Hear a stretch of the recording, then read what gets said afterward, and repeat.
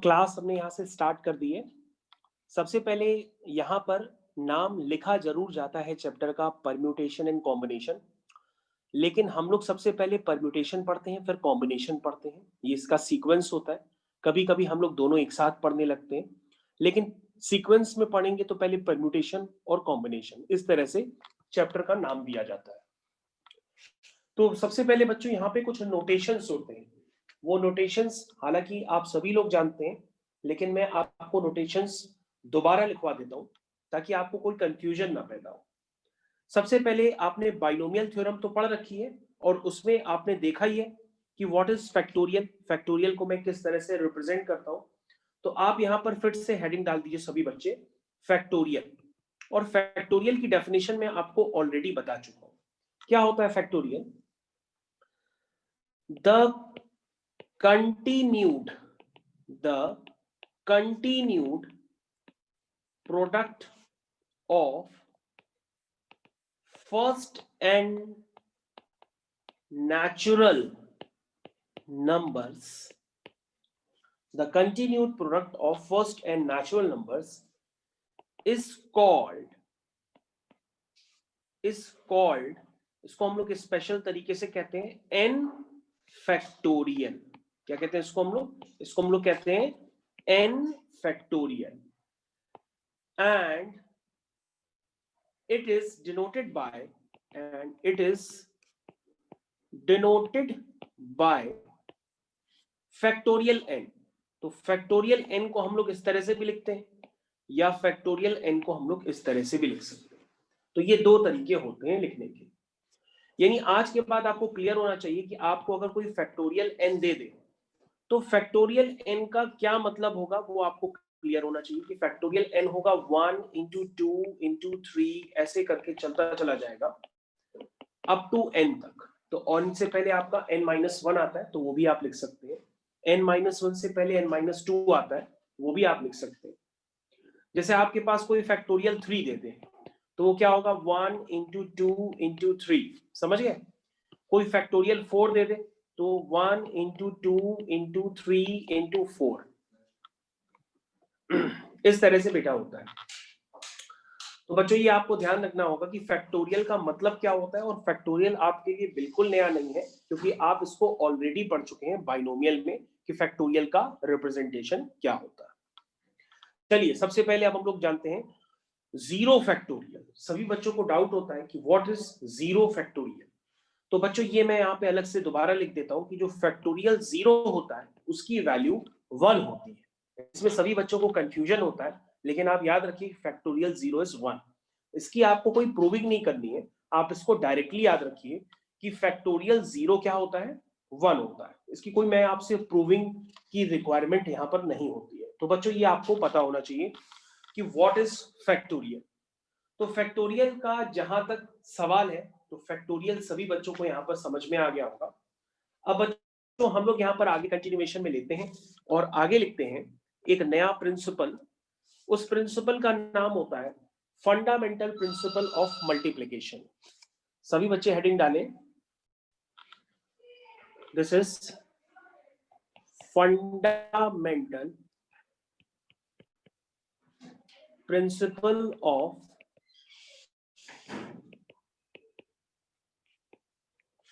Multiplication. क्या होता है ये फंडामेंटल प्रिंसिपल ऑफ मल्टीप्लिकेशन? इसके बारे में मैंने आपको ऑलरेडी जिक्र कर रखा है, तो अभी तो हम लोग इसको फॉर्मेलिटीज के लिए एक बार डिफाइन कर भी लेते हैं। If there are two jobs, if there are two jobs such that one of them can be completed in m ways and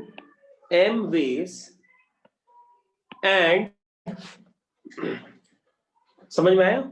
ये आप पहले भी पढ़ चुके हैं कि किसी जॉब को मान लो m तरीके हैं करने के, ठीक है? Second job and second job can be completed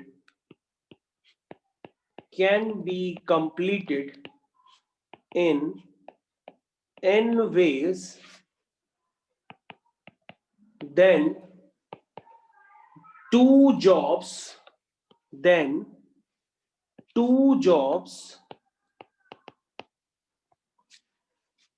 can be completed in m into n ways। तो किसी काम को करने के m तरीके हैं और दूसरे काम को करने के n तरीके हैं, तो दोनों काम को करने के ओवरऑल तरीके क्या होंगे? This is m into n, ठीक है ना। तो दो जॉब्स को करने के ओवरऑल तरीके क्या हो जाएंगे? m into n। तो ये बात कोई बहुत हैवी कोई प्रिंसिपल नहीं है, आप इसको डायरेक्टली याद रख सकते हैं।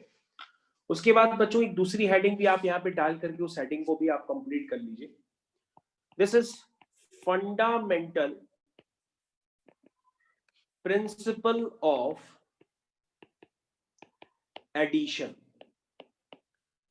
फंडामेंटल प्रिंसिपल ऑफ एडिशन, इसको भी आप कंप्लीट कर लीजिए। इसमें क्या होता है? इसमें सबसे पहले लिखते हैं if there are two jobs, if there are two jobs such that they can be performed independently in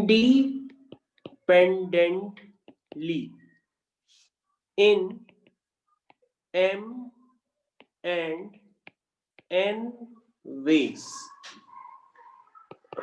then either of two jobs can be performed in m plus n ways। ठीक है, तो बच्चों ये दो principal हैं। ये दो principal मैंने आपको पहले भी बताए हैं। ये बहुत ही कोई हाईफाई प्रिंसिपल नहीं है। एक होता है मल्टीप्लिकेशन का फंडामेंटल प्रिंसिपल और एक होता है एडिशन का फंडामेंटल प्रिंसिपल। तो बच्चों ये प्रिंसिपल आप पहले भी जान चुके हैं, ये आपके लिए बिल्कुल भी नए नहीं है। अब हम लोग क्या करते हैं? अब हम लोग क्वेश्चंस की तरफ ध्यान देते हैं कि क्वेश्चंस यहाँ पर किस तरह से एग्जाम में आते हैं और किस तरह से क्वेश्चंस को किया जाता है, क्योंकि आप थ्योरी के बारे में पहले भी समझ चुके हैं काफी ज्यादा। तो सबसे पहले अब हम लोग ध्यान देते हैं क्वेश्चंस की तरफ। तो सभी बच्चे हेडिंग डालें यहाँ पर, questions based on permutation and combination. तो पहला क्वेश्चन बच्चों आपकी स्क्रीन पे आ रहा है। This is the first question. तो पहला क्वेश्चन है बच्चों आपकी स्क्रीन पे, लिखिए how many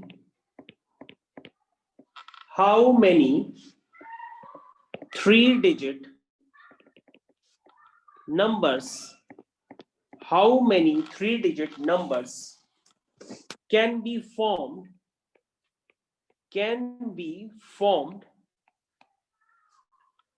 from the digits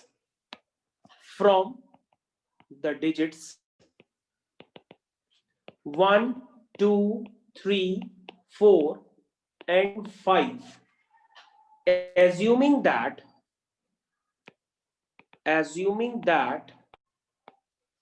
a part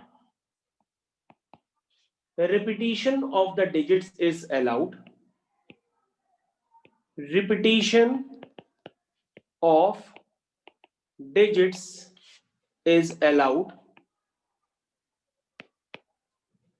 एक तो पहला क्वेश्चन ये हो गया। दूसरा है repetition of digits is not allowed. तो बच्चों ये दो कुछ, एक क्वेश्चन आपकी स्क्रीन पे लिखा हुआ है, इसके दो पार्ट है। तो सबसे पहले बच्चों देखो यहाँ पर क्या है, क्वेश्चन किस तरह से किया जाता है। कह रहा है how many 3-digit numbers can be formed from the digits 1, 2, 3, 4, 5। कह रहा है 1, 2, 3, 4, 5 को यूज करके हम 3 डिजिट के कितने नंबर बना सकते हैं। यानी कि ये 3 डिजिट के नंबर्स जो है वो आपको नहीं बताना है। आप ये ना बताइए कि आप 123 बना सकते हैं, 134 बना सकते हैं, 132 बना सकते हैं। आपको नंबर्स की वैल्यू नहीं बतानी है, आपको बताना है कि इन नंबर्स को यूज करके आप 3 डिजिट के कितने नंबर बता सकते हैं। तो बच्चों पूरे परम्यूटेशन एंड कॉम्बिनेशन में आपको नंबर ऑफ वेज बताने होते हैं, किसी की भी वैल्यू से आपको लेना देना नहीं होता है। तो बच्चों यहां पर सबसे पहले अगर हम क्वेश्चन का सॉल्यूशन देखें तो उसका हम जिक्र करते हैं। इस तरह के क्वेश्चंस को करने के लिए बच्चों हम लोग ओवरऑल अगर ध्यान दें तो यहाँ पे फंडामेंटल प्रिंसिपल ऑफ मल्टीप्लिकेशन काम करता है, क्योंकि आपसे ये कहा गया है कि आपको 3 डिजिट का नंबर बनाना है। आपसे ये नहीं कहा गया है कि वो नंबर 1 डिजिट का भी हो सकता है या 2 डिजिट का भी हो सकता है या 3 डिजिट का भी हो सकता है। ऐसा कहा जाएगा तो वो फंडामेंटल प्रिंसिपल ऑफ एडिशन में आएगा। लेकिन आपसे कहा गया है कि आपको ओवरऑल 3 डिजिट का नंबर बनाना है, तो आपको यहाँ पे ओवरऑल यानी कि 3 डिजिट का नंबर ही बनाना है। यानी आपका आंसर तभी मान्य होगा जब वो 3 डिजिट का नंबर बनेगा, अदरवाइज आंसर आपका मान्य नहीं होगा। तो बच्चों आपको नंबर्स कौन से यूज करने हैं, वो है 1 2 3 4 5। और बच्चों इस तरह के क्वेश्चंस को करने के लिए जो मेथड हम यूज करते हैं उसे हम बॉक्स मेथड के नाम से भी जानते हैं। तो बच्चों यहां पर क्या करते हैं, हम लोग छोटे छोटे इस तरह से बॉक्स बना लेते हैं और उतने ही बॉक्स बनाते हैं जितने हमें रिक्वायरमेंट है। तो यहाँ पर बच्चों 3 डिजिट का नंबर बनाना है तो हम यहाँ पे 3 बॉक्स बनाएंगे। अब बच्चों सबसे ये पहले बताओ कि यहाँ पे कोई रेस्ट्रिक्शन तो दी नहीं है कि आपको ऑड नंबर चाहिए या आपको इवन नंबर चाहिए। यहाँ पे तो कोई रेस्ट्रिक्शन नहीं दी है। यहाँ पे तो कहा गया है कि सिर्फ बताओ कि 1 2 3 4 5 को यूज करके आप 3 डिजिट का नंबर कैसे बनाओगे। तो पहले केस में क्या है बच्चों, रिपीटिशन अलाउड है। रिपीटिशन अलाउड होने का मतलब ये होता है कि बच्चों पहले वाले प्लेस पे अगर कोई नंबर जा चुका है, अगर पहले वाले प्लेस पे कोई नंबर जा चुका है तो वो नंबर हम दूसरी वाली प्लेस पे दोबारा ले सकते हैं। ये मतलब होता है रिपीटिशन अलाउड है। रिपीटिशन अलाउड का मतलब बच्चों ये हुआ कि वो नंबर हम कई बार रिपीट कर सकते हैं, उसका कोई लिमिटेशन नहीं है। तो बच्चों अब हमको 3 डिजिट का नंबर बनाना है, तो पहली प्लेस पे कितने तरह से नंबर आ सकते हैं, नंबर ऑफ वेज देखे जाते हैं। तो बच्चों पहली प्लेस पे 1 भी आ सकता है, 2 भी आ सकता है, 3 भी, 4 भी, 5 भी। तो पहली प्लेस पे कितने नंबर ऑफ वेज है, तुम कहोगे 5 तरीके से नंबर आ सकते हैं, ठीक है। और दूसरे वाले बॉक्स में कितने नंबर आ सकते हैं, तुम कहोगे सर रिपीटिशन अलाउड है, तो पहली प्लेस पे जो नंबर यूज हो चुका है वही नंबर दूसरी प्लेस पे भी यूज हो सकता है।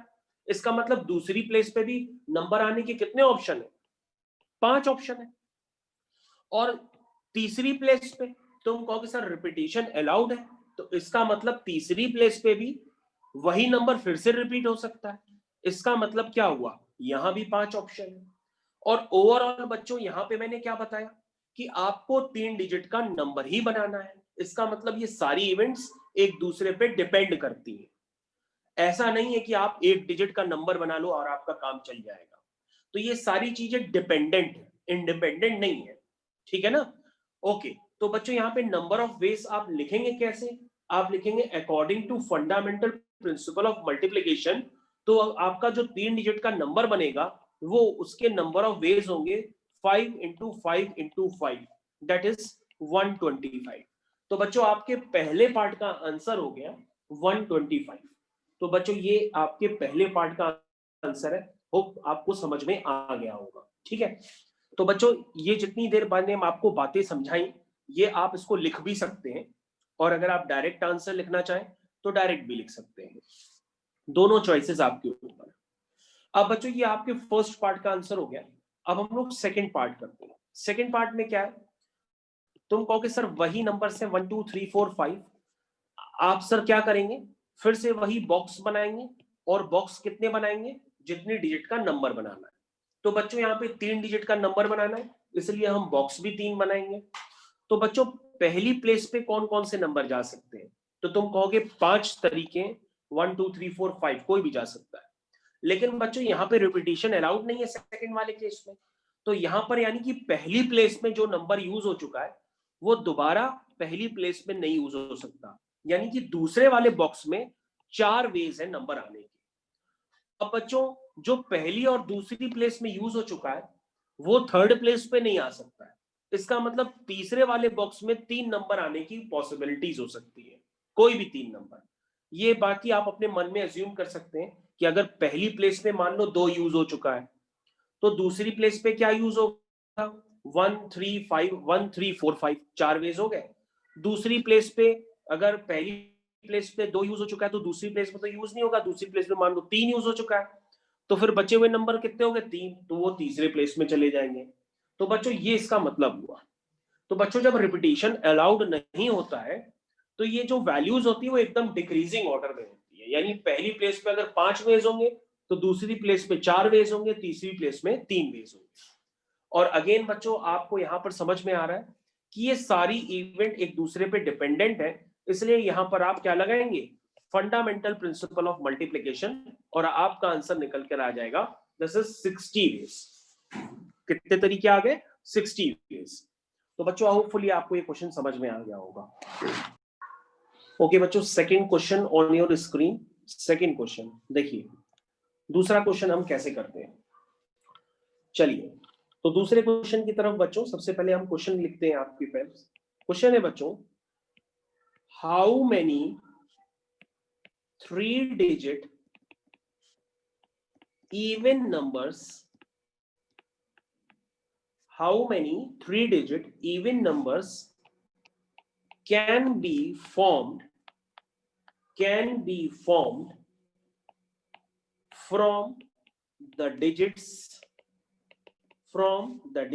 digits से बच्चों आपकी 1 2 3 4 5 6 if the digits can be repeated, if the digits can be repeated। तो बच्चों क्वेश्चन आपकी स्क्रीन के सामने है, आप उस पर बिल्कुल ध्यानपूर्वक देखिए। आप इस क्वेश्चन का आंसर खुद से भी निकाल सकते हैं, लेकिन आपको ध्यान से देखना पड़ेगा। क्या लिखा है? अब आपको बच्चों वही सेम काम यहाँ पे फिर से रिपीट करना है। आपको 3 डिजिट नंबर बनाना है, लेकिन बच्चों आपकी कंडीशन क्या है? अब आपको जो 3 डिजिट नंबर बनाना है वो एक इवन नंबर बनाना है। और बच्चों आप किसी नंबर को इवन नंबर कब कहते हो? जब उसकी यूनिट प्लेस पे, नंबर अगर इवन होता है, इवन मतलब 0 2 4 6 लाइक दिस, अगर वो नंबर होता है तो वो नंबर इवन कहलाता है। तो बच्चों इवन नंबर कहलाने के लिए उसकी जो यूनिट प्लेस है वहां पर कोई इवन नंबर होना चाहिए, तभी वो नंबर ओवरऑल इवन नंबर कहलाएगा। तो बच्चों आपको नंबर यूज कौन से करने हैं? 1 2 3 4 5 6। इसमें इवन नंबर कौन से हैं? वो है 2 4 और 6। यानी बच्चों यूनिट प्लेस पे आप सभी नंबर नहीं प्लेस कर सकते। यूनिट प्लेस में या तो आप 2 पुट कर सकते हैं, या तो 4 पुट कर सकते हैं, या तो आप 6 पुट कर सकते हैं। यानी बच्चों यूनिट प्लेस पे जो नंबर आप प्लेस कर सकते हैं उसके नंबर ऑफ वेज कितने हैं? उसके नंबर ऑफ वेज कितने हैं? उसके नंबर ऑफ वेज है 3। समझ में आया? यूनिट प्लेस पे उसके नंबर ऑफ वेज कितने हैं? 3। भाई 2 भी आ सकता है, 4 भी आ सकता है, 6 भी आ सकता है। अब इसमें लिखा है रिपीटिशन अलाउड है, इसका मतलब मान लो वहां पे 2 यूज हो गया या 6 में से कोई एक नंबर यूज हो गया, तो बचे कितने नंबर? 5 नंबर। लेकिन 6 में से अगर कोई नंबर वहां पे यूज हो चुका है तो उसको हम दोबारा भी यूज कर सकते हैं, यानी वो सेकंड प्लेस पे दोबारा आ सकता है। इसका मतलब अगर हम उसको दोबारा यूज कर लेंगे तो सेकंड प्लेस पे क्या आ सकता है? 1 2 3 4 5 6 में से कुछ भी आ सकता है, तो यहाँ पे भी 6 पॉसिबिलिटी। और जो नंबर पहली और दूसरी प्लेस पे मान लो यूज हो चुके हैं वो दोबारा भी यूज हो सकते हैं, क्योंकि रिपीटेशन अलाउड है। तो यानी कि जो फर्स्ट प्लेस होगी वहां पे भी 6 नंबर आने की तरीके हो सकते हैं। तो बच्चों यहां पर आपके पास टोटल नंबर ऑफ वेज कितने हुए वो आपको लिखने हैं, टोटल नंबर ऑफ वेज। तो टोटल नंबर ऑफ वेज बच्चों कितने हुए? आपके पास हुए 6 इंटू 6 इंटू 3। अब ध्यान से देखिए, 6 इंटू 6 इंटू 3। तो बच्चों ये आपका आंसर हो गया। अब इसको रिव्यू कर लीजिए। तो बच्चों अगला क्वेश्चन आपकी स्क्रीन पे मैं लिखने जा रहा हूं। Next question on your screen. Question है बच्चों, how many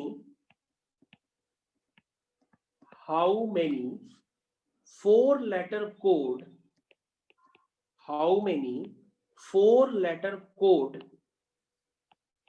can be formed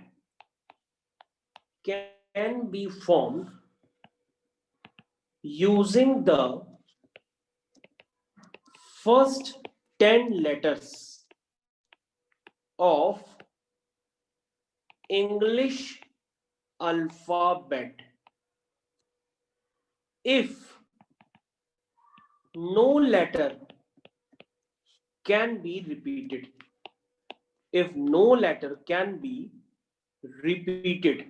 तो बच्चों ये क्वेश्चन आपके सामने लिखा हुआ है, आप इसको ध्यान से देखिए।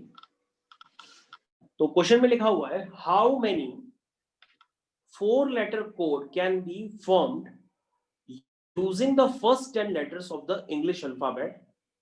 तो बच्चों फर्स्ट 10 लेटर्स इंग्लिश अल्फाबेट के कौन से होते हैं? ए बी सी डी ई, आप लिखते चली जाइए, A B C D E F G H I J. कितने हो गए?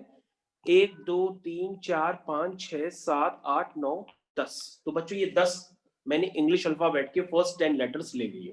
ठीक है, अब आपको क्या बनाना है? इनको यूज करके 4 लेटर का कोड बनाना है। तो 4 लेटर के कोड कितने तरह से बन सकते हैं इनको यूज करके, लेकिन उसमें कंडीशन ये है कि कोई भी लेटर रिपीट नहीं करेगा। तो कहोगे सर ये तो बहुत आसान है। अगर आप कोई भी प्लेस ले लें तो पहली प्लेस में 10 लेटर आने के तरीके होंगे, मतलब इसमें से कोई भी लेटर आ सकता है, तो उसके टोटल नंबर ऑफ वेज कितने हुए? 10। सेकेंड प्लेस में जो भी लेटर आएगा वो उसमें कम हो जाएगा, क्योंकि यहाँ पे रिपीटेशन अलाउड नहीं है, क्योंकि जो लेटर हम पहली प्लेस में यूज कर चुके हैं उसको हम सेकंड प्लेस में यूज नहीं कर पाएंगे, तो उसके फिर 9 तरीके हो गए, क्योंकि एक कम हो गया। वैसे ही पहली और 2 में 2 कम हो गए हैं, तो अब बचे कितने? 8 और फिर 7। तो मेरे ख्याल से ये क्वेश्चन तो कुछ खास है ही नहीं। तो इस क्वेश्चन का आंसर हुआ 10 × 9 × 8 × 7। तो इस क्वेश्चन का आंसर हो गया 5040। Very easy question. तो मेरे ख्याल से ये क्वेश्चन सभी बच्चों को समझ में आ गया होगा, कोई ऐसा टफ क्वेश्चन नहीं है। अगला क्वेश्चन बच्चों आपकी स्क्रीन पे आ रहा है, next question on your screen. तो अगले क्वेश्चन के लिए तैयार रहिए। अगला क्वेश्चन मैं लिखने जा रहा हूं बच्चों। अगला क्वेश्चन है बच्चों, how many 5 digit telephone numbers, how many 5 digit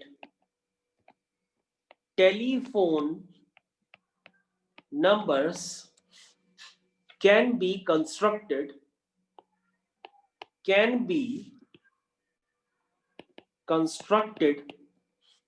using the digits digits है बच्चों 0 to 9 if each number starts with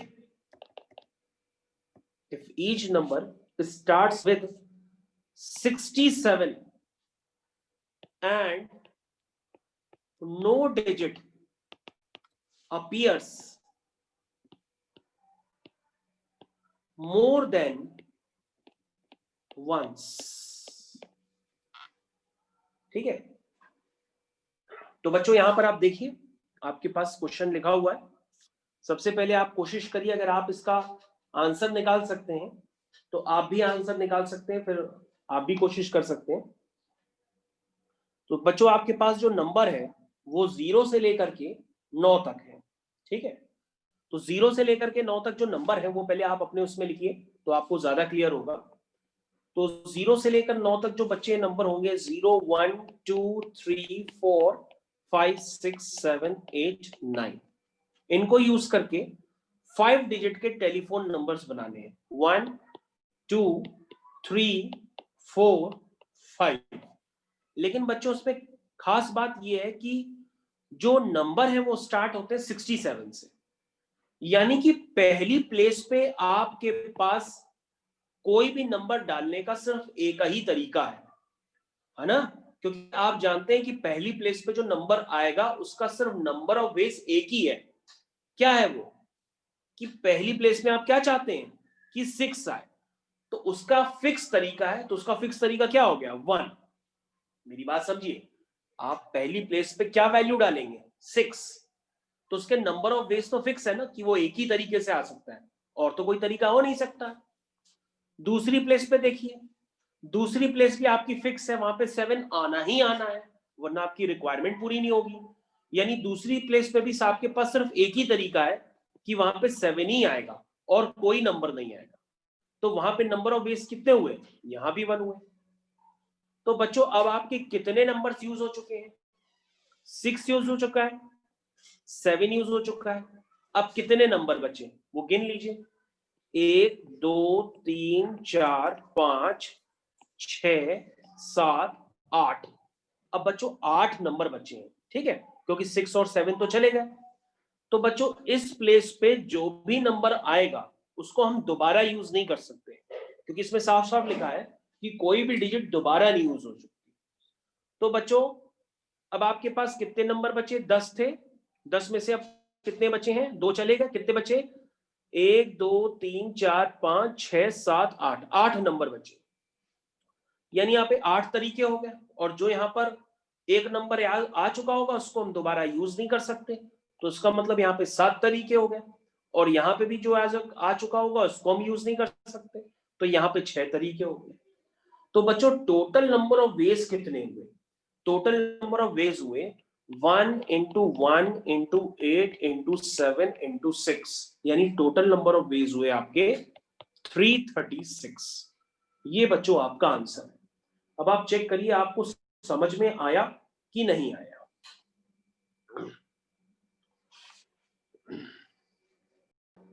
तो बच्चों अगला क्वेश्चन अब आपकी स्क्रीन पे आ रहा है, नेक्स्ट क्वेश्चन। अगला क्वेश्चन है बच्चों, अ coin is tossed, a coin is tossed 3 times and the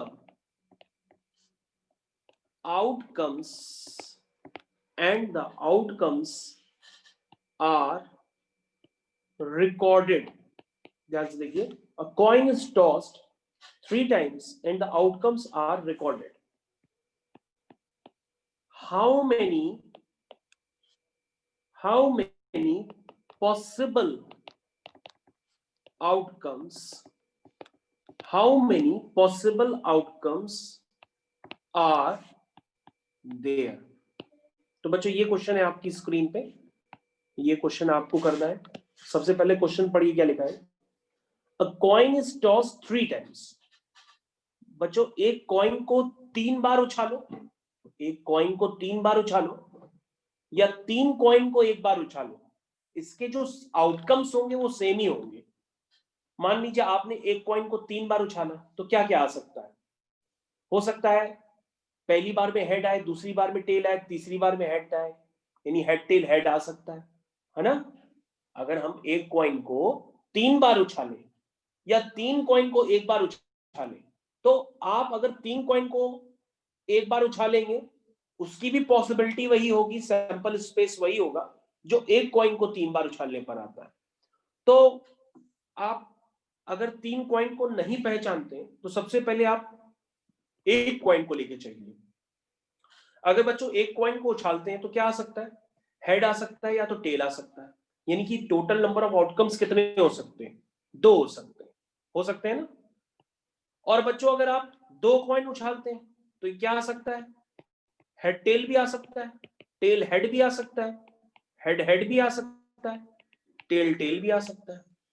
और बच्चों अगर आप 3 कॉइन को उछालते हैं या एक कॉइन को 3 बार उछालते हैं, बात एक ही है, तो हेड हेड हेड भी आ सकता है, टेल टेल टेल भी आ सकता है ना, हेड टेल हेड भी आ सकता है। ऐसे कितनी पॉसिबिलिटीज होंगी। इन पॉसिबिलिटीज को देखने का क्या तरीका होता है, जैसे एक कॉइन को उछालो तो उसके आउटकम्स होते हैं 2 की पावर 1 दैट इज 2, 2 कॉइन को उछालो तो उसके आउटकम्स होते हैं 2 की पावर 2 दैट मींस 4, 3 कॉइन को उछालो तो उसके आउटकम्स होंगे 2 की पावर 3 दैट मींस 8। यानी आपके पास ऐसे कितने एलिमेंट्स बनेंगे, ऐसे 8 एलिमेंट्स बनेंगे। अब सारे लिखने की जरूरत नहीं है, समझ में आया। तो यहां पर क्या लिखा हुआ है, यहां पे लिखा है a coin is tossed 3 times and the outcomes are recorded. कह रहा how many possible outcomes are there. तो ये तो बच्चों ऐसे ही समझ में आ गया कि 3 कॉइन्स को उछालने पे जो पॉसिबल आउटकम्स होंगे वो 8 होंगे। कैसे आया वो? क्योंकि बच्चों अगर एक कॉइन को उछालते हैं तो उसके आउटकम्स भी 2 हैं, दूसरे कॉइन को उछालते हैं तो उसके आउटकम्स भी 2 हैं, तीसरे कॉइन को उछालते हैं तो उसके आउटकम्स भी 2 हैं। तो ओवरऑल आउटकम्स क्या हुए? वो तो 8 ही हुए ना। तो ये बात ऐसी कोई बहुत बड़ी बात तो है नहीं, आप समझ गए होंगे। अब आप इसको रिव्यू कर लीजिए। चलिए बच्चों अगला क्वेश्चन हम लोग करते हैं। अगला क्वेश्चन है बच्चों, given 5 flags of different colors, how many different signals, how many different signals can be generated if each signal requires the use of 2 flags, one below the other, तो बच्चों ये क्वेश्चन आपके सामने मैंने लिख दिया है, होपफुली आपको समझ में आ गया होगा। बताइए बेटा। इसमें रिपीटेशन। तो बच्चों क्वेश्चन देखिए ध्यान से, आपके पास दिए हैं 5 झंडे, आपको दिए अलग अलग कलर के। तो बच्चों ये पहला झंडा, दूसरा झंडा, तीसरा, चौथा, पांचवा, ये सब अलग अलग कलर के झंडे हैं। मैं सबके कलर भी अलग अलग बना दे रहा हूं ताकि आपको ज्यादा समझ में आए। ये देखिए बच्चों मैंने सबके अलग अलग कलर आपके अकॉर्डिंग बना दिए हैं, ठीक। तो बच्चों ये 5 डिफरेंट कलर्स के झंडे हैं, ठीक। उसके बाद लिखा है how many different signals can be generated if each signal requires the use of 2 flags, one below the other. तो बच्चों अब आपके पास एक जो झंडा बनेगा, वो झंडा फाइनली बनता है 2 सिग्नल्स को यूज करके, उसमें एक सिग्नल के नीचे दूसरा सिग्नल। तो पूछ रहा ऐसे कितने सिग्नल्स बन सकते हैं? तो तुम कहोगे बहुत आसान है, पहली प्लेस पे क्या जा सकता है? पहली प्लेस में इन 5 कलर में से, 5 झंडों में से कोई भी एक झंडा जा सकता है। तो उसके तरीके कितने हैं? उसके तरीके हो गए 5। अब ध्यान से देखो, पहली प्लेस में अगर कोई झंडा जा चुका है तो क्वेश्चन की लैंग्वेज पढ़ के क्लियर है कि उसमें लिखा है कि जो सिग्नल है वो 2 डिफरेंट फ्लैग से बना है। देखो ध्यान से लिखा है आपके डिफरेंट सिग्नल है, ये 5 सिग्नल डिफरेंट है। तो इसका मतलब बच्चों ये हुआ कि जो अगर आप इस सिग्नल में दोनों कलर डाल देंगे सेम, तो वो कहलाएगा ही नहीं आपका जो रिक्वायर्ड सिग्नल है, क्योंकि जो आपका रिक्वायर्ड सिग्नल है वो तभी बन पाएगा जब वो डिफरेंट कलर्स का होगा। तो इसका मतलब पहली प्लेस पे अगर 5 में से कोई भी चला जाएगा तो दूसरी प्लेस में कोई भी एक अगर यूज हो चुका है तो बचे हुए कितने तरीके हुए? 4 तरीके हुए। तो इसका मतलब ओवरऑल जो आपके वेज होंगे वो 20 वेज होंगे, यानी कि 20 तरीके से आपके डबल सिग्नल, यानी कि 2 डिफरेंट कलर्स वाले सिग्नल आपके बन के तैयार हो जाएंगे। तो इसका मतलब क्वेश्चन की लैंग्वेज से क्लियर है कि जो आपको सिग्नल बनाने हैं वो क्वेश्चन में साफ साफ लिखा हुआ है कि वो क्या है। आप क्वेश्चन को पढ़ लीजिए, how many different signals can be generated. इसका मतलब डिफरेंट का मतलब वो डिफरेंट कलर्स के ही होंगे, ठीक है ना। अगर आप ऊपर और नीचे सेम कलर कर देंगे तो वो बात नहीं बनेगी। इसका मतलब यहाँ पे ऑटोमेटिक रिपीटेशन अलाउड नहीं है। तो कभी कभी कुछ क्वेश्चंस ऐसे आते हैं जो हम लोग को खुद समझने पड़ते हैं कि उसमें रिपीटेशन अलाउड होगा कि ये नहीं होगा। तो ये उन क्वेश्चंस में से है। तो बच्चों अगला क्वेश्चन आपकी स्क्रीन पे आ रहा है, देखिए बच्चों क्या है। Next question on your screen, question is if 1 upon factorial 6 plus 1 upon factorial 7 is equal to x upon factorial 8. This is the question. Find x. तो बच्चों ये क्वेश्चन मैं आपको पहले भी करा चुका हूं, आज आप ये दोबारा कर रहे हैं. तो बच्चों क्या करते हैं हम लोग, सबसे पहले इसको ब्रेक करते हैं, इस तरह से करते हैं ताकि आपके फैक्टोरियल्स हट जाए. तो 8 को बाहर निकाल लो, 7 को बाहर निकाल लो, 6. तो अब ध्यान से देखिए बच्चों, आपके जो फैक्टोरियल है वो दोनों तरफ से कैंसिल हो जाएंगे और क्वेश्चन काफी जल्दी आपका खत्म हो जाएगा. ठीक है, अब जल्दी से बच्चों बता दो यहां पर x की वैल्यू क्या आ रही है. सभी बच्चे जल्दी से सॉल्व करें और हमको बताएं यहां पर x की वैल्यू क्या आ रही है. 1 plus 1 by 7, 8 by 7 is equal to x upon, ये आ गया. यानी कि 7x is equal to 8 into 56. यानी x की वैल्यू कितनी आई, 8 into 56 डिवाइड बाय 7. यानी x आपका कितना आया बच्चों, 64. This is the answer. काफी इजी क्वेश्चन था ये. क्वेश्चन जो है फैक्टोरियल के एप्लीकेशंस पे बेस्ड था और उसमें ऐसा कुछ भी नहीं है कि मैं आपको कुछ हाई फाई बताऊं. ठीक है, चलिए अब लोग बच्चों अगले क्वेश्चन की तरफ मूव करते हैं. तो अगले क्वेश्चन की तरफ जाने के लिए रेडी हो जाएं. Next question on your screen. Question is how many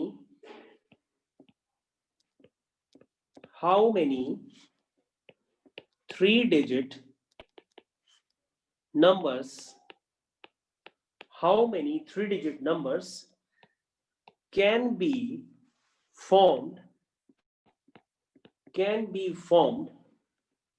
by using the digits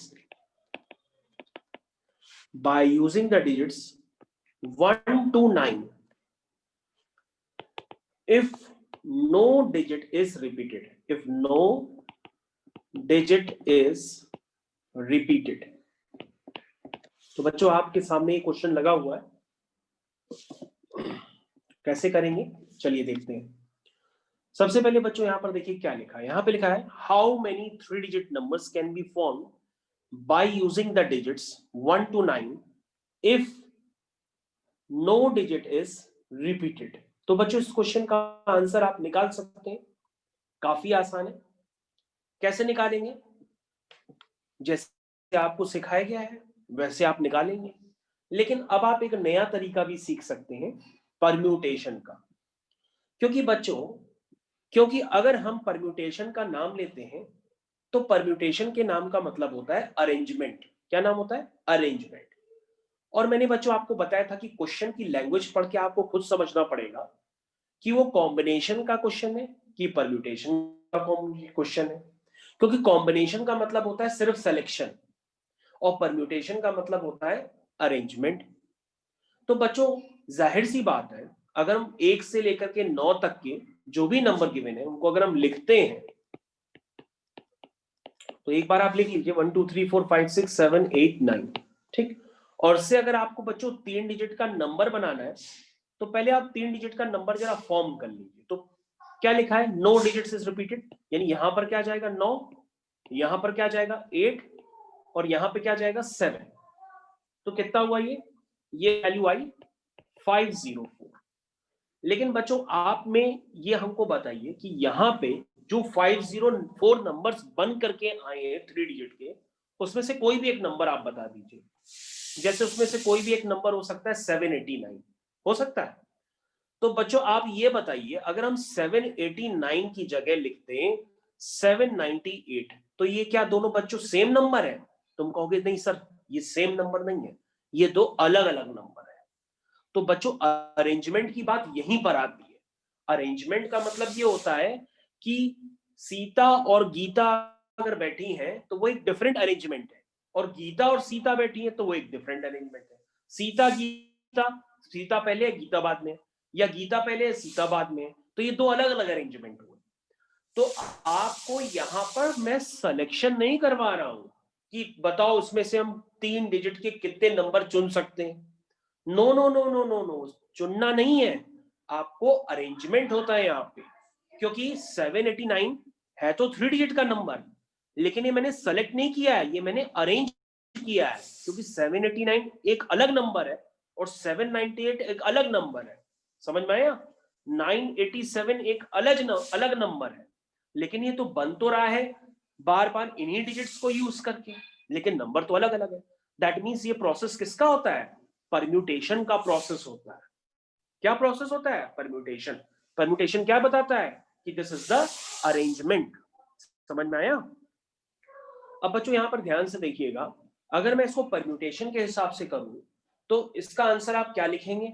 आप लिखोगे सर 1 से लेकर 9 नंबर हुए, 9 में से 3 नंबर्स को अरेंज करने का तरीका, 9 नंबर में से 3 नंबर को अरेंज करने का तरीका क्या होता है? वो होता है 9p3। तो देखा मैंने परम्यूटेशन का कैसे यूज किया, और इससे पहले मैं आपको बिना परम्यूटेशन यूज किए बता रहा था, उसको मैं कह रहा था बॉक्स मेथड। तो बच्चों जो बॉक्स मेथड होता है वो अलग होता है, और परम्यूटेशन से भी आप अपना आंसर निकाल सकते हैं। बस आपको डिफाइनिंग रिलेशन पता होना चाहिए कि 9pr क्या होता है या npr क्या होता है। ये डिफाइनिंग रिलेशनशिप मैंने सब आपको ऑलरेडी बता रखे हैं, दोबारा बताते हैं। मैंने बच्चों आपको बताया कि एनसीआर में होता है this is factorial n minus r factorial r, और npr होता है बच्चों factorial n upon factorial n minus r. ये मैंने आपको बता रखा है, जहां पर बच्चों n क्या होता है? नेचुरल नंबर होता है, और जो r होता है वो 0 से लेकर के n तक पे लाई करता है। r क्या लाई करता है? 0 से लेकर के n तक लाई करता है। ठीक है ना? ओके, तो बच्चों अगर हम इसकी डेफिनेशन यहां लगाएं तो कैसे लगेगी? Factorial n upon factorial n minus r, this is 9 minus 3, तो फैक्टोरियल 9 अपॉन फैक्टोरियल 6, इसको सॉल्व कर लीजिए, या 9 8 7 और 6 को छोड़ दीजिए अपॉन 6, तो ये कितना हुआ? 504 हो गया। तो आई थिंक आप लोग को समझ में आ गया होगा। तो आप लोग को बच्चों समझ में आ गया होगा बिल्कुल पूरी तरीके से कि क्वेश्चंस को बॉक्स मेथड के अलावा डायरेक्ट परम्यूटेशन का भी यूज करके किया जा सकता है। अगला क्वेश्चन बच्चों आपकी स्क्रीन पे, तो बच्चों अगला क्वेश्चन आपकी स्क्रीन पे डाल रहा हूं, देखिए जरा ध्यान से। Next question on your screen. Okay, how many 4 digit numbers are there? How many 4 digit numbers are there with no digit repeated? With no digit repeated, ये बच्चों आपका क्वेश्चन 2 है। ठीक है, तो अब क्वेश्चन में देखिए बच्चों क्या लिखा हुआ है, आपको बताना है how many 4 digit numbers are there with no digit repeated. और बच्चों यहाँ पे जो नंबर आपको पास कभी भी बोल दिया जाए, मतलब नंबर के बारे में आपको कभी भी ना बताया जाए, तो आप समझ लिया करिए कि वो जो नंबर है वो डेसिमल नंबर्स है, यानी कि 0 से लेकर के 9 तक आपको कोई भी नंबर लेना पड़ सकता है। ध्यान दीजिएगा, कभी भी 4 डिजिट नंबर्स आपसे पूछे जाए कितने हो सकते हैं, या 5 डिजिट, और नंबर्स का जिक्र न किया जाए, तो आप समझ लीजिएगा वो डेसिमल नंबर्स होते हैं। डेसिमल नंबर्स कहां से चालू होते हैं? 0 से चालू होते हैं 9 तक, तो उसको आप अपनी कॉपी में लिख सकते हैं। तो ये टोटल 10 नंबर्स होते हैं। तो बच्चों इसमें से इन नंबर्स को यूज करके हमें 4 डिजिट का नंबर बनाना है। तो 4 डिजिट का नंबर अगर आप बनाना चाहें तो आप इस तरह से बॉक्स बना लीजिए। और बच्चों 4 डिजिट का नंबर अगर लाइक दैट आप ऐसे लिख देते हैं तो ये भी एक 4 डिजिट का नंबर है, लेकिन ये ओवरऑल कहलाएगा क्या? ये ओवरऑल कहलाएगा 3 डिजिट का नंबर, ये बन जाएगा 123। क्योंकि बच्चों अगर 2 रुपए को आप इस तरह से लिख देते हैं तो वो है तो 2 ही रुपए, 2 डिजिट का नंबर थोड़ी नहीं है तो ये 1 डिजिट का ही नंबर। तो बच्चों जब आप 4 डिजिट का नंबर बनाएंगे तो आपको इस बात को ध्यान रखना होगा कि 4 डिजिट का नंबर वो तभी कहलाएगा जब उसकी यूनिट प्लेस पे क्या ना हो, जीरो ना हो। अगर जीरो यूनिट प्लेस पे आ गया तो बच्चों वो 4 डिजिट का नंबर नहीं कहलाएगा, वो 3 डिजिट का नंबर कहलाएगा। तो बच्चों पहली प्लेस में कितने नंबर पढ़ सकते हैं? 1 2 3 4 5 6 7 8 9, यानी कि जीरो को छोड़ करके बाकी सारे नंबर पढ़ सकते हैं। लेकिन दूसरी प्लेस में कहोगे, मान लो सर कोई भी डिजिट रिपीट तो करनी नहीं है, तो मान लो पहली प्लेस में मान लो सर 1 यूज हो गया, तो अब नंबर कितने बचे? अब नंबर गिन लो कितने बचे। अब तो जीरो भी यूज कर सकते हैं, 0 अब आप यूज कर सकते हैं, तो 0 हो गया। 1 तो आप यूज नहीं कर सकते क्योंकि 1 ऑलरेडी इधर ध्यान दीजिए, यहाँ पर जो मैं क्वेश्चंस कर रहा हूं मैं आपको दोबारा बता रहा हूं, ये क्वेश्चन काफी इंपॉर्टेंट है। आपको 4 डिजिट का नंबर बनाना है। 4 डिजिट का नंबर तभी बन सकता है जब उसकी फर्स्ट प्लेस पे जीरो ना आए, समझ गए ना? तो फर्स्ट प्लेस में जीरो नहीं आएगा तो कितने नंबर हो सकते हैं? जीरो को छोड़ करके 9 नंबर आने के तरीके हैं। 1 भी आ सकता है, 2 भी आ सकता है, 3 भी आ सकता है, 4 भी आ सकता है, ऐसे करके 9 नंबर तक आ सकते हैं। ठीक है, अब मान लो पहली प्लेस पे जीरो तो आया नहीं, मान लो 1 आ गया, ठीक है, तो बाकी बचे हुए कितने नंबर हैं वो दूसरी प्लेस पे जा सकते हैं। तो बाकी बचे हुए कितने नंबर हो सकते हैं? 0 हो सकता है, 2 3, ये सारे नंबर हो सकते हैं। इनको आप गिन लीजिए कितने हैं, 1 2 3 4 5 6 7 8 9, 9 नंबर हो सकते हैं। ठीक है, अब मान लो बच्चों जो आपने दूसरी प्लेस पे यूज कर लिया है उसको आप दोबारा तो रिपीट नहीं कर सकते, तो यहां पर कितने होंगे? 8 हो जाएंगे, फिर 7 हो जाएंगे। तो बच्चों ये प्रोसेस आपको समझ में आना चाहिए कि मैं इतनी देर से आखिर बता क्या रहा हूं। बोलो भाई, इतनी देर से मैं आखिर बता क्या रहा हूं, ये आपको समझ में आना चाहिए, क्योंकि थर्ड प्लेस पे वो वाला नंबर नहीं आ पाएगा जो यूज हो चुका है। तो 8 फिर 7, तो ओवरऑल आपका आंसर क्या हुआ? वो ये हुआ। इसको आप कैलकुलेट करेंगे तो आंसर आएगा बच्चों आपका 4536। अब आप इसको रिव्यू कर लीजिए। तो बच्चों अगला क्वेश्चन मैं आपकी स्क्रीन पे लिखने जा रहा हूं, अगले क्वेश्चन की तरफ ध्यान दीजिए। लिखा है, अगले क्वेश्चन की तरफ ध्यान दीजिए, मैं अगला क्वेश्चन करने जा रहा हूं। पहले क्वेश्चन का आंसर आपकी स्क्रीन पे लिख दिया था 4536, आपने कैलकुलेट कर लिया होगा। दूसरा क्वेश्चन है बच्चों, how many 3 digit even numbers, how many 3 digit even numbers can be made, how many 3 digit even numbers can be made using the digits digits है बच्चों 1 2 3 4 6 7, 1 2 3 4 6 7 इतने हैं। if no digit is repeated, ठीक है बच्चों, ये क्वेश्चन है। अब इस क्वेश्चन को करना स्टार्ट कर रहे हैं। क्वेश्चन आप एक बार रिव्यू कर लीजिए। आपको 3 डिजिट का इवन नंबर बनाना है, तो 3 डिजिट देखिए, पहला प्लेस, दूसरा प्लेस और ये तीसरा प्लेस, ठीक है। अब ध्यान दीजिए, तो आपको बच्चों क्या करना है, यहां पर ध्यान देना है कि आपको बनाना है 3 डिजिट का इवन नंबर। यानी कि इवन नंबर इसमें कौन कौन से हैं? एक 2 है, एक 4 है और 6 है। यानी पहली प्लेस में 2 जा सकता है या 4 जा सकता है या तो 6 जा सकता है, यानी कि 3 पॉसिबिलिटीज है। ठीक है, कितनी पॉसिबिलिटीज है? 3। अब इसमें साफ साफ लिखा है कि कोई भी डिजिट रिपीट नहीं करेगी। इसका मतलब मान लो अगर पहली प्लेस पे 2 यूज हो चुका है तो दूसरी प्लेस में कितने नंबर आ सकते हैं? 1 2 3 4 5, 5 नंबर आ सकते हैं। अब 5 नंबर में से मान लो यहां पे कोई नंबर यूज हो गया, मान लो 1 यूज हो गया, तो अब यहाँ पे कितने नंबर आ सकते हैं बताइए? 1 2 3 4, यहाँ पे 4 आ सकते हैं। तो टोटल नंबर ऑफ वेज कितने हुए? 4 इंटू 5 इंटू 3, यानी कि ये 3 डिजिट के इवन नंबर्स कितने बन सकते हैं? 60 बन सकते हैं, 60 नंबर्स बन सकते हैं 3 डिजिट के इवन नंबर्स इन डिजिट्स को यूज करके। तो बच्चों अगला क्वेश्चन लिखने जा रहे हैं। क्वेश्चन है, ध्यान से पढ़िए, मैं लिखने जा रहा हूं। क्वेश्चन है, find the number of 4 digit, find the number of 4 digit numbers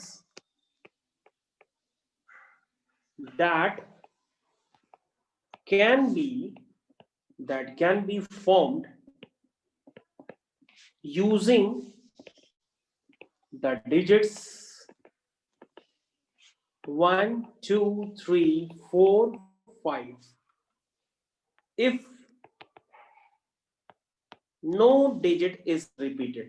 If no digit is repeated, ठीक है, how many of these will be even?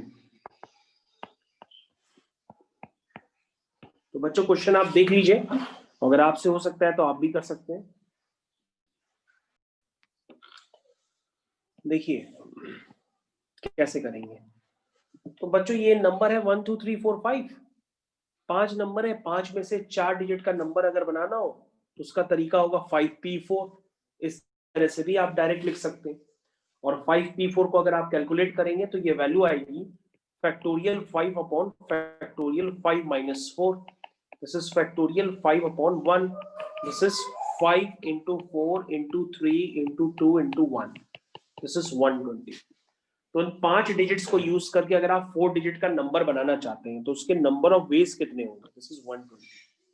लेकिन अगर आपसे पूछा जाए इसमें से इवन नंबर कितने बन सकते हैं, तो इवन नंबर का तो वे हम आपको बता ही चुके हैं कि इवन नंबर आप कैसे बनाएंगे। तो पहली प्लेस पे क्या जा सकता है? 2 जा सकता है या तो 4 जा सकता है। तो उसके तरीके कितने हुए? पहली प्लेस पे क्या जा सकता है? या तो 2 जा सकता है या तो 4 जा सकता है। तो उसके तरीके कितने हुए? उसके 2 तरीके हुए। अब नंबर्स रिपीट करने नहीं है, तो यानी यहाँ पे जो जा चुका है, मान लो यहाँ पे 2 जा चुका है, तो बचे हुए कितने नंबर हुए? 1 3 4 5, यानी 4 नंबर हुए।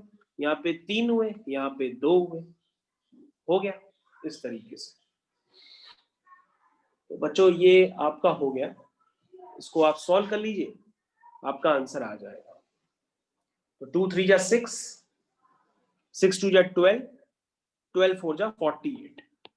48 नंबर्स 120 में से ऐसे होंगे जो इवन होंगे। तो बच्चों अगला क्वेश्चन आपकी स्क्रीन पे डाल रहा हूं। क्वेश्चन है आपका, फाइंड n।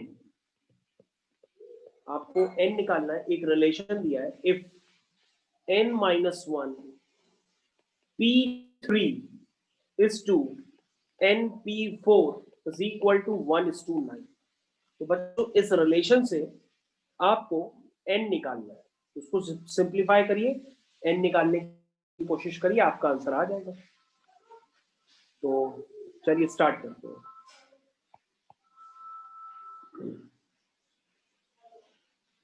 तो ये हो गया n minus 1 p3 whole divide by n p4 is equal to 1/9।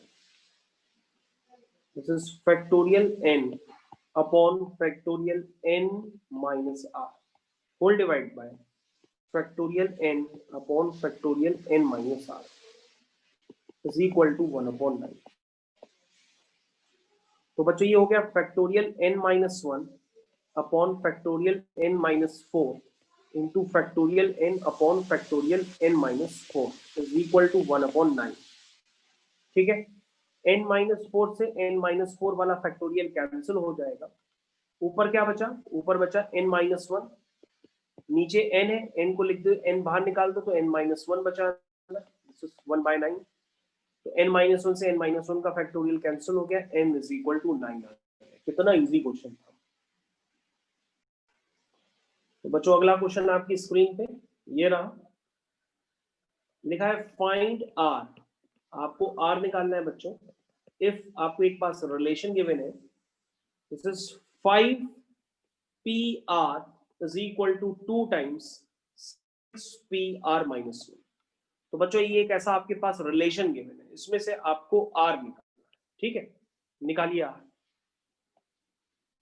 क्या लिखा है? 5PR times 2 times 6PR minus 1। ठीक है, चलिए वैल्यू डालते हैं। This is factorial 5 upon factorial 5 minus r, this is 2 times factorial 6 upon factorial 6 minus r plus 1। ठीक है, समझ में आ गया? This is factorial 5 upon factorial 5 minus r is equal to 2 times 6 बाहर निकाल दो, अंदर बचा फैक्टोरियल 5, नीचे फैक्टोरियल के अंदर है 6 प्लस 1 7 माइनस आर। ठीक है, समझ में आ गया? दोनों तरफ फैक्टोरियल 5 से फैक्टोरियल 5 तो कैंसिल हो ही गया, ये बचा 1 अपॉन फैक्टोरियल 5 माइनस आर, ये बचा 12 अपॉन 7 माइनस आर। ठीक है, तो क्या काम करो, राइट हैंड साइड से फैक्टोरियल बाहर निकालना चालू करो, 7 माइनस आर निकालो तो अंदर 6 माइनस आर बचेगा, उसको भी बाहर निकालो तो अंदर 5 माइनस आर बचेगा। अब ये 5 माइनस आर से 5 माइनस आर कैंसिल हो जाएगा और आपके पास एक इक्वेशन बन के तैयार हो जाएगी। This is 7 minus r 6 minus r is equal to 12। This is quadratic in r. इसको सिंप्लीफाई करेंगे तो this will becomes quadratic in are.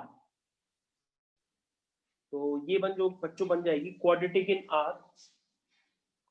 जब आप इसको सिंप्लीफाई करेंगे तो जो क्वाड्रेटिक बनेगी, this is r square minus 13r plus 30 equal to 0। tan 3 का 30 होता है, वैसे फैक्टर यूज कर लीजिए और यहां से बच्चों r की वैल्यू आपके पास निकल करके आ जाएगी। r की बच्चों दो वैल्यूज आएंगी, एक आएगी 3 और 10। 10 पॉसिबल नहीं है क्योंकि 5p10 एग्जिस्ट नहीं कर सकता, क्योंकि जो r होता है वो 0 से लेकर के 5 तक लाई करेगा। तो r की वैल्यू अगर 5 से बड़ी आ गई तो एक्सेप्ट हो गई नहीं, लेकिन इसमें r की दो वैल्यूज आ रही, 3 r इक्वल टू 3 आपका एक्सेप्ट हो जाएगा। तो r is equal to 3 is the answer. समझ गए होंगे, काफी इजी क्वेश्चन है। तो बच्चों आपके लिए क्वेश्चन है, वो क्वेश्चन आपको करना है, इसको आप करेंगे और आंसर मेरे को बताएंगे क्या आंसर आ रहा। क्वेश्चन है बच्चों, find r if 5PR is equal to 6 times PR minus 1। तो बच्चों आपके पास एक रिलेशन लिखा हुआ है, यहां से आपको R निकालना है। तो आप इसका आंसर निकालिए और मेरे को टैली करके बताइए आंसर क्या आ रहा है। मैं वेट कर रहा हूं।